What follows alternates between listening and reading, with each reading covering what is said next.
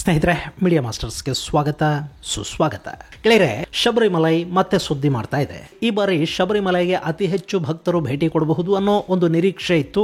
ಅದನ್ನ ಟ್ರಾವಂಕೂರ್ನ ದೇವಸ್ವ ಮಂಡಳಿ ಕೂಡ ಈ ಹಿಂದೆನೆ ಹೇಳಿತ್ತು. ಆದರೆ ಅವರ ಎಲ್ಲ ನಿರೀಕ್ಷೆಗಳನ್ನು ಮೀರಿ ಅಪಾರ ಪ್ರಮಾಣದ ಭಕ್ತರು ಅಯ್ಯಪ್ಪನ ದರ್ಶನವನ್ನು ಮಾಡಿದ್ದಾರೆ. ಅಷ್ಟೇ ಅಲ್ಲದೆ ಈ ಬಾರಿ ಶಬರಿಮಲೆಯಲ್ಲಿ ಒಂದು ರೆಕಾರ್ಡ್ ಕೂಡ ಕ್ರಿಯೇಟ್ ಆಗಿದೆ. ಕೇವಲ 41 ದಿನಗಳಲ್ಲಿ 297 ಕೋಟಿ ರೂಪಾಯಿಗಳಷ್ಟು ಆದಾಯ ಆ ದೇವಸ್ಥಾನಕ್ಕೆ ಬಂದಿದೆ. ಇದು ಮಕರ ಜ್ಯೋತಿ ಮುಗಿದು ದೇವಾಲಯ ಬಾಗಿಲು ಹಾಕುವ ಹೊತ್ತಿಗೆ ಇನ್ನಷ್ಟು ಹೆಚ್ಚಾಗಬಹುದು ಅನ್ನೋ ಲೆಕ್ಕಾಚಾರಗಳಿವೆ. ಹಾಗಾದ್ರೆ ಶಬರಿಮಲೆಗೆ ಪ್ರತಿ ವರ್ಷ ಬರ್ತಿರೋ ಆದಾಯ ಎಷ್ಟು? ಈ ಬಾರಿ ಕಳೆದ ಬಾರಿಗಿಂತ ಎಷ್ಟು ಪ್ರಮಾಣದಲ್ಲಿ ಹೆಚ್ಚು ಆದಾಯ ಬಂದಿದೆ? ಇದಕ್ಕೆ ಕಾರಣ ಏನು ಅನ್ನೋದ್ರ ಬಗ್ಗೆ ಕೂಡ ಒಂದಷ್ಟು ಮಾಹಿತಿಯನ್ನು ನಾವಿಲ್ಲಿ ನೋಡೋಣ.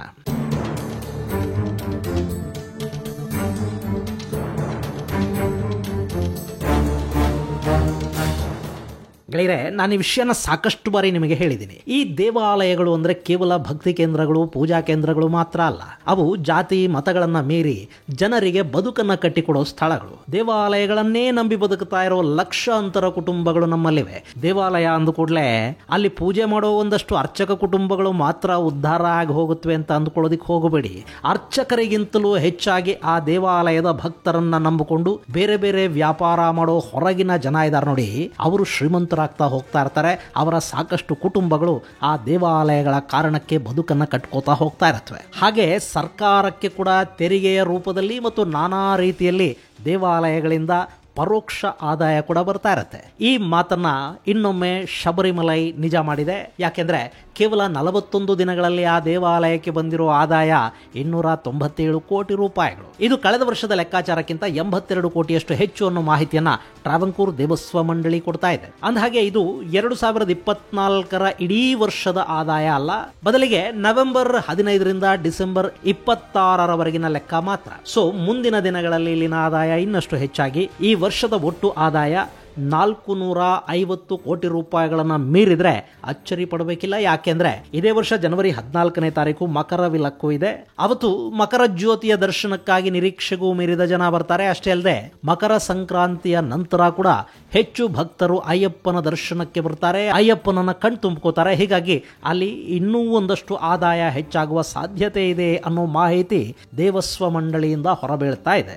ಇನ್ನು ಇಷ್ಟೊಂದು ಪ್ರಮಾಣದ ಹಣ ಹೇಗೆ ಬಂತು ಅನ್ನೋದನ್ನ ನಾವು ನೋಡೋದಾದ್ರೆ, ದೇವಾಲಯದಲ್ಲಿ ವಿತರಿಸಲಾಗುವ ಪ್ರಸಾದ ಹಾಗೂ ಇನ್ನಿತರ ವಸ್ತುಗಳನ್ನು ಭಕ್ತರು ಖರೀದಿ ಮಾಡಿರೋದ್ರಿಂದಲೇ ಕಳೆದ ವರ್ಷಕ್ಕಿಂತ ಈ ವರ್ಷ 22 ಕೋಟಿ ರೂಪಾಯಿಗಳಷ್ಟು ಹೆಚ್ಚಿನ ಆದಾಯ ಬಂದಿದೆ. ಅರವಣ ಪ್ರಸಾದದಿಂದ 124.02 ಕೋಟಿಯಷ್ಟು ಆದಾಯ ಬಂದಿದೆ. ಕಳೆದ ವರ್ಷ ಈ ಪ್ರಸಾದ ಮಾರಾಟದಿಂದ 101.95 ಕೋಟಿಯಷ್ಟು ಆದಾಯ ಬಂದಿತ್ತು. ಹಾಗೇನೆ ಭಕ್ತರು ಹುಂಡಿಗೆ ಹಾಕಿರುವ ಕಾಣಿಕೆ ಈ 41 ದಿನಗಳಲ್ಲಿ 80.26 ಕೋಟಿಯನ್ನು ಮುಟ್ಟಿದೆ. ಕಳೆದ ವರ್ಷಕ್ಕಿಂತಲೂ ಹುಂಡಿಗೆ ಈ ವರ್ಷ ಸುಮಾರು 13 ಕೋಟಿ 28 ಲಕ್ಷ ರೂಪಾಯಿಗಳಷ್ಟು ಹೆಚ್ಚುವರಿ ಹಣ ಬಂದಿದೆ. ಕಳೆದ ವರ್ಷ ಇದೇ ಸಮಯದಲ್ಲಿ 67 ಕೋಟಿ ರೂಪಾಯಿಗಳಷ್ಟು ಹುಂಡಿ ಹಣ ಸಂಗ್ರಹ ಆಗಿತ್ತು. ಇನ್ನುಳಿದಂತೆ ಬೇರೆ ಬೇರೆ ಪ್ರಸಾದಗಳು ಹಾಗೂ ಇನ್ನಿತರೆ ಸೇವೆಗಳ ಟಿಕೆಟ್ ಮಾರಾಟದಿಂದ ಸುಮಾರು 90 ಕೋಟಿ ರೂಪಾಯಿಗಳಷ್ಟು ಆದಾಯ ದೇವಾಲಯಕ್ಕೆ ಬಂದಿದೆ.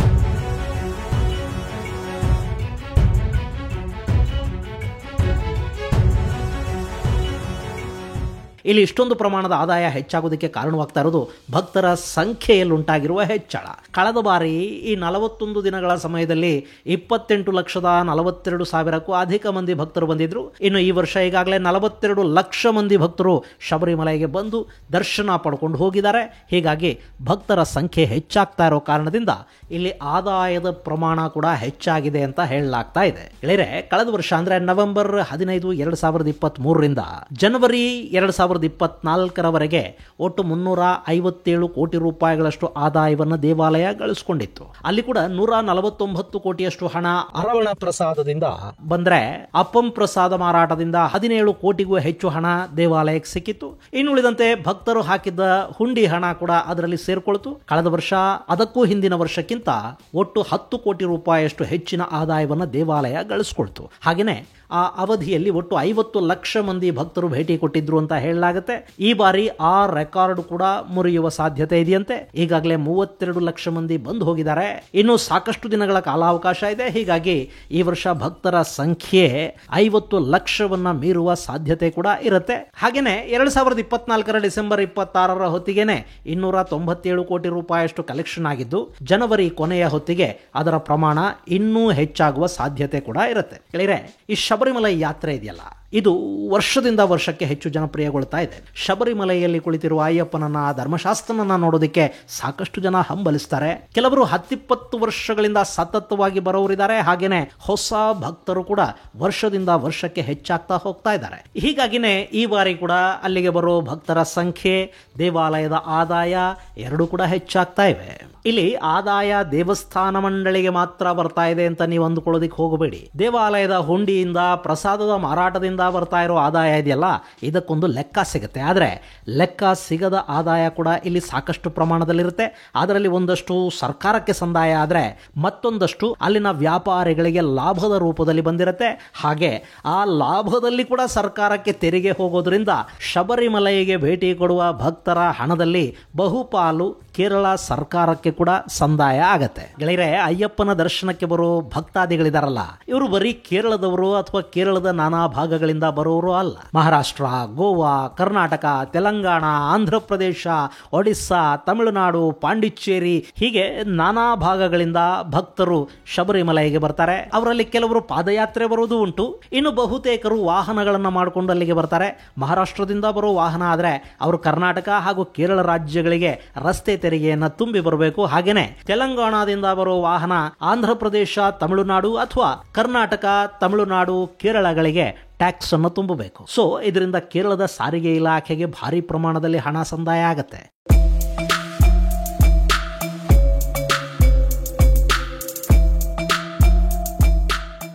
ಇಲ್ಲಿ ಒಂದು ಯೆಲ್ಲೋ ಬೋರ್ಡ್ ಟೆಂಪೋ ಟ್ರಾವೆಲರ್ಗೆ ಒಂದು ಬಾರಿ ಕೇರಳ ಎಂಟ್ರಿಗೆ ಕಡಿಮೆ ಅಂದ್ರೂ 1,500-2,000 ರೂಪಾಯಿವರೆಗೆ ತೆರಿಗೆ ಇರುತ್ತೆ. ವಾಹನಗಳು ದೊಡ್ಡದಾಗ್ತಾ ಹೋದ ಹಾಗೆ ತೆರಿಗೆಯ ಪ್ರಮಾಣ ಕೂಡ ಹೆಚ್ಚಾಗುತ್ತೆ. ಹಾಗೇನೆ ಚಿಕ್ಕ ವಾಹನಗಳಿಗೆ ಅಂದ್ರೆ ಕಾರುಗಳಿಗೆ ಈ ತೆರಿಗೆಯ ಪ್ರಮಾಣ ಸ್ವಲ್ಪ ಕಡಿಮೆ ಕೂಡ ಇರುತ್ತೆ. ಇಂಥ ಸಹಸ್ರಾರು ವಾಹನಗಳು ಶಬರಿಮಲೆಗೆ ಬರುತ್ತವೆ.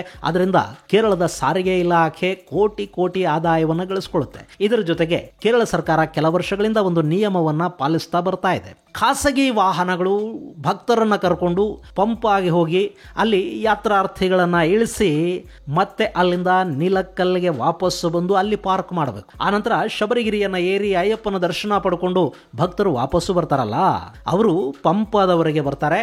ಅಲ್ಲಿಂದ ನೀಲಕ್ಕಲ್ಲಲ್ಲಿರೋ ಅವರ ವಾಹನಗಳನ್ನು ತಲುಪೋದಕ್ಕೆ ಅಲ್ಲಿನ KSRTC ಅಂದರೆ Kerala state road transport service ಇದೆಯಲ್ಲ, ಆ ಬಸ್ಗಳನ್ನು ಬಳಸ್ಕೊಂಡೇ ನೀಲಕ್ಕಲ್ಲನ್ನು ತಲುಪಬೇಕು. ಈ ಹಾದಿ ಸುಮಾರು 18 ಕಿಲೋಮೀಟರ್ಗಳಷ್ಟಿದೆ. ಇಲ್ಲಿ ಸಾಕಷ್ಟು ಕೇರಳ ಸಾರಿಗೆ ಬಸ್ಸುಗಳು ಓಡಾಡುತ್ತವೆ. ಅದು ಯಾವುದು ಕೂಡ ಉಚಿತ ಪ್ರಯಾಣ ಅಲ್ಲ. ಅಂದ್ರೆ ಭಕ್ತರೇನೋ ಪಾಪ ನಾನಾ ರಾಜ್ಯಗಳಿಂದ ಶಬರಿಮಲೆಗೆ ಬಂದಿದ್ದಾರೆ. ಹಾಗೆ ಬರೋವಾಗ ಅವರ ವಾಹನಗಳಿಂದ ನಾವು ತೆರಿಗೆಯನ್ನ ಸಂಗ್ರಹ ಮಾಡಿದೀವಿ. ಅವರು ಕೂಡ ಅಲ್ಲಿನ ಹುಂಡಿಗೆ, ಪ್ರಸಾದಕ್ಕೆ ಹಣ ಕೊಟ್ಟಿರ್ತಾರೆ. ಜೊತೆಗೆ ಕೇರಳಕ್ಕೆ ಕಾಲಿಟ್ಟ ಕ್ಷಣದಿಂದಲೂ ಅಲ್ಲಿ ನಾನಾ ರೀತಿಯ ವ್ಯಾಪಾರಗಳನ್ನ ಮಾಡಿರ್ತಾರೆ. ಹೀಗಾಗಿ ಅದೆಲ್ಲದರಿಂದಲೂ ನಮ್ಮ ರಾಜ್ಯಕ್ಕೆ ಆದಾಯ ಬರುತ್ತೆ. ಸೊ ಈ ಭಕ್ತರನ್ನ ಉಚಿತವಾಗಿ 18 ಕಿಲೋಮೀಟರ್ಗಳ ಕರ್ಕೊಂಡು ಹೋಗಿ ಬಿಟ್ಟು ಬಿಡೋಣ ಅಂತೇನು ಕೇರಳದ ಸರ್ಕಾರ ಅಂದುಕೊಳ್ಳೋದಕ್ಕೆ ಹೋಗೋದಿಲ್ಲ. ಅವರು ಆ 18 ಕಿಲೋಮೀಟರ್ಗಳ ದೂರಕ್ಕೆ ತಲಾ 50 ರೂಪಾಯಿಗಳ ಟಿಕೆಟ್ ಅನ್ನು ತಗೋಬೇಕಾಗತ್ತೆ. ಹೀಗಾಗಿ ಅದರಿಂದ ಕೂಡ ಕೇರಳ ಸಾರಿಗೆ ಇಲಾಖೆಗೆ ಸಾಕಷ್ಟು ಆದಾಯ ಬಂದು ಸೇರುತ್ತೆ. ಬಹುಶಃ ಈ ಕೇರಳ ಸರ್ಕಾರದ ಸಾರಿಗೆ ಇಲಾಖೆಯ ಬೇರೆ ಬೇರೆ ರೂಟುಗಳಿವೆಯಲ್ಲ, ಅದೆಲ್ಲದಕ್ಕಿಂತಲೂ ಹೆಚ್ಚು ಆದಾಯ ಈ ಪಂಪಾ ನೀಲಕ್ಕಲ್ ರೂಟಲ್ಲಿ ಅವರು ಪಡ್ಕೋತಾರೋ ಏನೋ. ಹೀಗೆ ಕೇರಳ ಸರ್ಕಾರಕ್ಕೆ ನಾನಾ ಮೂಲಗಳಿಂದ ಆದಾಯ ಬರ್ತಾ ಹೋದ್ರೆ ಇನ್ನು ಭಕ್ತರ ಕಾರಣದಿಂದ ಕೇರಳದ ಸಾಕಷ್ಟು ದೇವಾಲಯಗಳು ಹಾಗೂ ಪ್ರವಾಸಿ ಸ್ಥಳಗಳು ಕೂಡ ತುಂಬಿ ತುಳುಕುತ್ತವೆ. ಸೊ ಅಲ್ಲೂ ಕೂಡ ಭಕ್ತರು ಹಣ ಖರ್ಚು ಮಾಡೋದ್ರಿಂದ, ಅಲ್ಲಿನ ಹುಂಡಿಗಳಿಗೂ ಹಣ ಹಾಕೋದ್ರಿಂದ, ಅಲ್ಲಿ ಖರೀದಿಗಳನ್ನು ಮಾಡೋದ್ರಿಂದ ಅಲ್ಲಿನ ಹೋಟೆಲ್ಗಳಿಗೆ, ಬೇರೆ ಬೇರೆ ರೀತಿಯ ವ್ಯಾಪಾರಿಗಳಿಗೆ ಸಾಕಷ್ಟು ಆದಾಯ ಆಗುತ್ತೆ. ಅವರ ಬದುಕುಗಳು ನಡೆಯುತ್ತವೆ.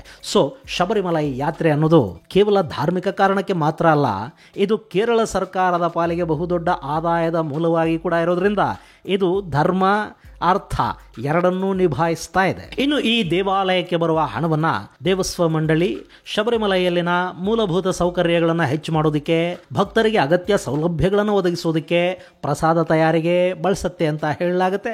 ಇದರ ಜೊತೆಗೆ ದೇವಾಲಯದ ಅಭಿವೃದ್ಧಿಗೆ ಕೂಡ ಈ ಹಣ ಬಳಕೆಯಾಗುತ್ತೆ ಅಂತ ದೇವಸ್ವ ಮಂಡಳಿ ಹೇಳುತ್ತೆ. ಸೊ ಇಲ್ಲಿ ಕಲೆಕ್ಟ್ ಆಗುವ ಬಹುತೇಕ ಹಣ ದೇವಾಲಯಕ್ಕೆ ಬಳಕೆ ಆಗುತ್ತೆ ಅನ್ನೋದಿದೆಯಲ್ಲ, ಇದು ಸ್ವಲ್ಪ ನೆಮ್ಮದಿ ತರೋ ವಿಷಯ. ಹೇಗೆ ತಿರುಪತಿ ತಿರುಮಲ ದೇವಸ್ಥಾನದ ಬೋರ್ಡ್ ಇದೆಯೋ ಅದೇ ಥರ ಇಲ್ಲಿ ಕೂಡ ಒಂದು ಆಟೋನಮಸ್ ಬಾಡಿ ಇದ್ದು 1950ರಲ್ಲಿ ಈ ಟ್ರಾವೆಂಕೂರ್ ದೇವಸ್ವ ಮಂಡಳಿಯ ರಚನೆ ಆಗಿದೆ.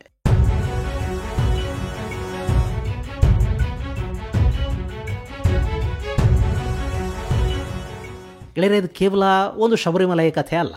ಭಾರತದಲ್ಲಿರೋ ಇಂಥ ಸಹಸ್ರ ದೇವಾಲಯಗಳ ಕಥೆ ಕೂಡ ಇದೇನೆ. ಈ ದೇವಾಲಯಗಳಿಗೆ ಭೇಟಿ ಕೊಡೋ ಬಹುತೇಕರು ಹಿಂದೂ ಭಕ್ತರೇ ಆಗಿರ್ತಾರೆ. ಆದ್ರೆ ದೇವಾಲಯವನ್ನ ನಂಬಿ ಬದುಕನ್ನ ಕಟ್ಟಿಕೊಂಡವರಿದಾರಲ್ಲ, ಅವರ ಮತಗಳು ಬೇರೆ ಬೇರೆ ಇರುತ್ತವೆ. ನೀವು ಯಾವುದೇ ದೇವಾಲಯದ ಬಳಿ ಹೋಗಿ ನೋಡಿ, ಅಲ್ಲಿ ಅನ್ಯ ಧರ್ಮೀಯರು ಕೂಡ ದೇವಾಲಯದ ಹೊರಗೆ ಕೂತು ಕಾಯಿ ಮಾರ್ತಾರೆ, ಹೂವು ಮಾರ್ತಾರೆ, ಜೊತೆಗೆ ಬೇರೆ ಬೇರೆ ವಸ್ತುಗಳನ್ನು ಮಾರಾಟ ಮಾಡ್ತಾ ಇರ್ತಾರೆ.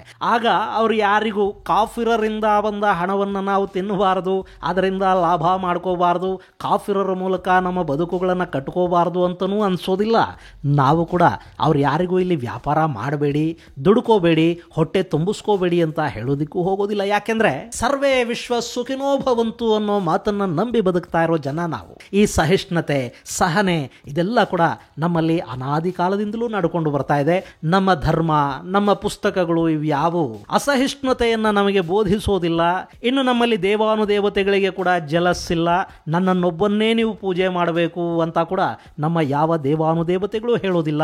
ನಾವು ಎಲ್ಲದನ್ನು ಸಮಾನವಾಗಿ ಕಾಣುವ, ಅತಿ ಹೆಚ್ಚು ಸಹಿಷ್ಣುತೆಯನ್ನ ಹೊಂದಿರುವ ಮತ್ತು ಇಡೀ ಜಗತ್ತು ಸುಖವಾಗೇ ಇರಲಿ ಅಂತ ಬಯಸುವ ಅತ್ಯಂತ ಸಂಸ್ಕಾರವಂತ ಜನ.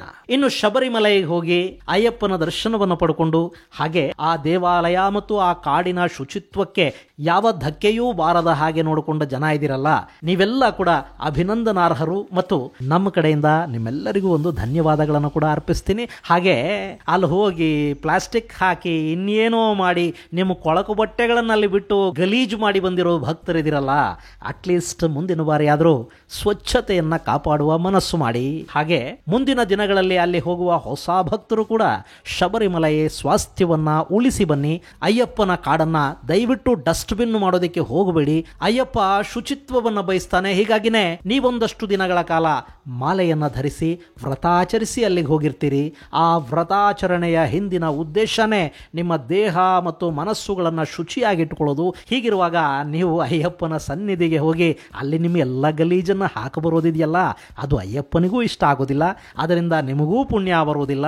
ಹೀಗಾಗಿ ದಯವಿಟ್ಟು ಮುಂದಿನ ಬಾರಿ ಕೂಡ ಶಬರಿಮಲೆಗೆ ಹೋಗುವಾಗ ಅಲ್ಲಿನ ಪರಿಸರವನ್ನ ಹಾಳು ಮಾಡಬಾರದು ಅನ್ನೋ ಒಂದು ಸಣ್ಣ ಪ್ರಜ್ಞೆಯನ್ನ ಮನಸ್ಸಲ್ಲಿಟ್ಕೊಳ್ಳಿ ಅಂತ ನಿಮ್ಮೆಲ್ಲರಿಗೆ ಮನವಿ ಮಾಡ್ತಾ ಈ ಮಾಹಿತಿಯನ್ನು ಮುಗಿಸ್ತೀನಿ. ಮುಂದಿನ ಸಂಚಿಕೆಯಲ್ಲಿ ಮತ್ತಷ್ಟು ವಿಶೇಷಗಳ ಜೊತೆ ಮತ್ತೆ ಭೇಟಿಯಾಗೋಣ. ಅಲ್ಲಿವರೆಗೆ ಜೈ ಹಿಂದ್, ಜೈ ಕರ್ನಾಟಕ.